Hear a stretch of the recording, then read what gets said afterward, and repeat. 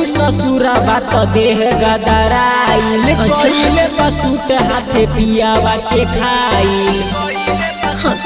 सुनो बोला गईलू ससुरा बात देह गदराइल कइले बसूट हाथे पियावा के खाइल। सुना बोला निमन भतार मिलल होला नहीं चाहते हो होला नहीं चाहते।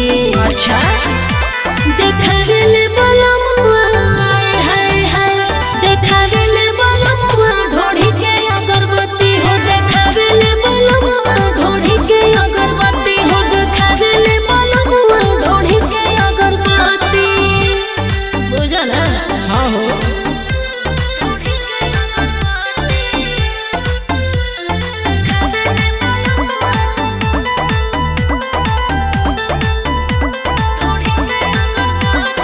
पहिला सुहाग रात कैसे मनैलू मुँह के देखाई में का गिफ्ट पैलू। बतावा तनी सुना बताव अरे लहबत दिया के अजोरा में हो जाके सुत गईनी पियवा के कोरा में हो। मजा बड़े मिले जब कोरावा में सोटे हो कोरावा में सोटे। देखावेले बलमुआ हाय हाय हाय देखावेले बलमुआ ढोढ़ी के अगरबत्ती हो देखावेले बलमुआ ढोढ़ी के अगरबत्ती हो देखावेले बलमुआ ढोढ़ी के अगरबत्ती। बुझला मजा त आइले होई।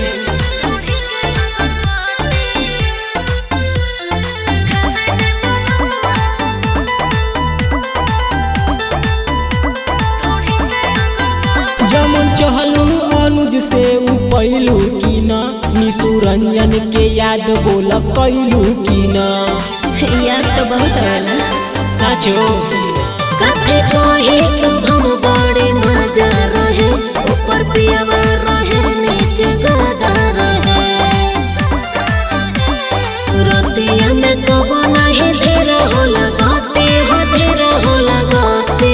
मशीन हका देखावेले बलमुआ हाय हाय देखावेले बलमुआ ढोढ़ी के अगरबत्ती हो देखावेले बलमुआ ढोढ़ी के अगरबत्ती हो देखावेले बलमुआ ढोढ़ी के अगरबत्ती। लड्डुओ चढ़वा ले जो।